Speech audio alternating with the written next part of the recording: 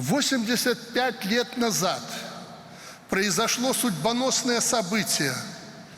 17 сентября 1939 года панские оковы пали под натиском исторической справедливости. Вядома ж, ніякі захопнік не хоча быць захопнікам. Ён хоча, каб яго лічылі вызваліцелем. Праўда, некаторыя мясціны на беларуска-польскім памежжы Чырвоная армія не вызваляла ў баях, а атрымала ў падарунак ад іншага захопніка – гітлераўскай Нямецчыны.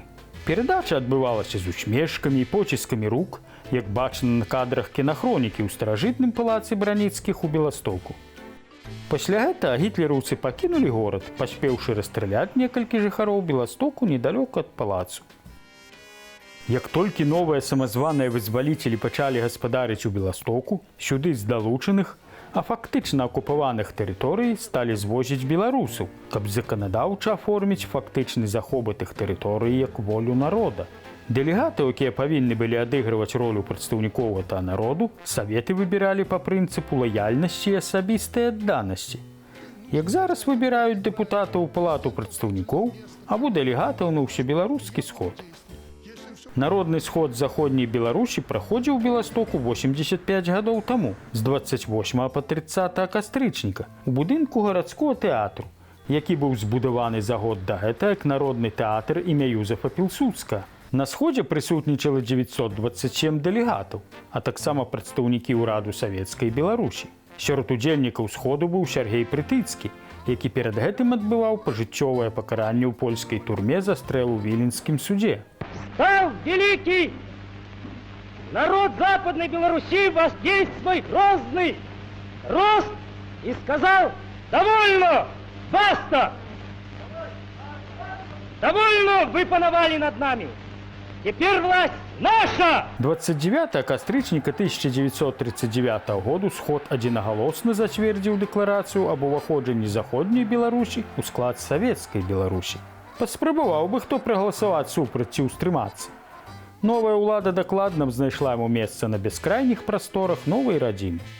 І гэта яшчэ ў лепшым выпадку. Ужо на 4-й дзень 2 лістапада па гэтаму пытанню ў Маскве сабралася сесія Верхоўнага Савета Савецкага Саюзу, якая ў той жа дзень заканадаўча аформіла гэта рашэнне.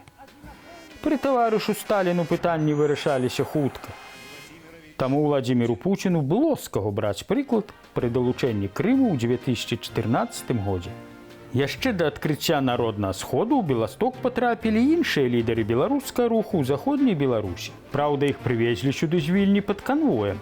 23 кастрычніка 1939 году Сталін перадаў Вільню Літве. Таму бальшавікі перавезлі палітычных вязняў у Беласток, які стаў тады цэнтрам заходняй Беларусі. Сярод гэтых вязняў былі пачынальнік беларускага руху ў Вільні Антон Луцкевіч і лідар беларускай хрысціянскай дэмакратыі Янка Пазняк, дзед Зянона Пазняка. Пасля іх сляды згубіліся. Каго ў курапатах, каго на бескрайніх халодных прасторах савецкай краіны. І не толькі людзі цярпелі ад новай улады, цярпелі ад яе будынкі. Адной з першых не пашанцавала гарадской ратушы ў Беластоку, збудаваная яшчэ за часоў Браніцкіх. Новыя ўлады пастанавілі яе знесці, каб на яе месцы паставіць помнік удзячнасці Чырвонай арміі за вызваленне заходняй Беларусі. Ратушу знеслі.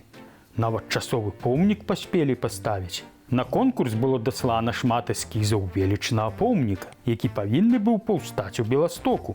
Але гэтым бальшавіцкім задумкам не было наканавана збыцца, бо той хаўручнік, з якім ручкаліся ў Беластоку, напаў на Савецкі Саюз і непераможнай Чырвонай арміі давялося ўцякаць аж да Масквы. Беларусы і зараз жывуць у Беластоку. Гэта і грамадзяне Польшчы, якія складаюць беларускую нацыянальную меншасць, і тыя беларусы, якія з'ехалі сюды ад пераследу з боку рэжыму Лукашэнкі. Плошча ў Беластоку, якую бальшавікі ў свой час назвалі Савецкай, носіць назву рынак Касцюшкі.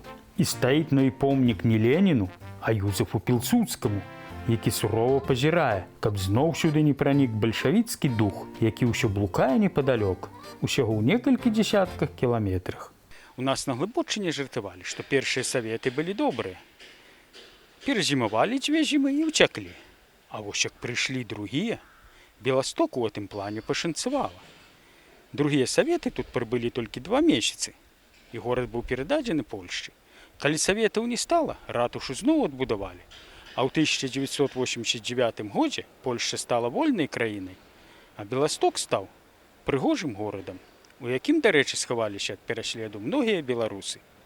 Верым, што неўзабаве Беларусь таксама пазбавіцца ад саветаў і іх нашчадкаў і будзе вольнай і прыгожай краінай. Зміцер Лупач, Белсат.